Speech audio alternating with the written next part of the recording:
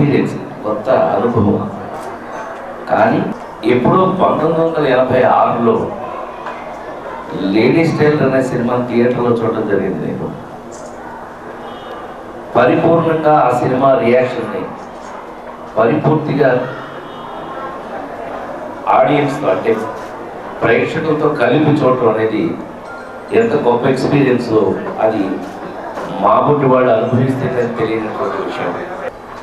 చేగొండి హరిరామ చౌదరి గారు నిర్మాతగా ఈ టామీ సినిమాని రాజావర్ణం రెడ్డి లాంటి దర్శకుడిని పెట్టుకుని ఈ విశాఖపట్నంలో జగదంబ, జగమెరిగిన అంబ, అంత జగమెరిగినటువంటి థియేటర్ ఈ జగదంబ థియేటర్లో ఇవాళ టామీ సినిమాని ఈ సినిమాని మేమేమనుకున్నామంటే ఈ రాష్ట్రం విడిపోయినటువంటి సందర్భంలో మనం వైజాగ్ని ఒక ఫిలిం ఇండస్ట్రీ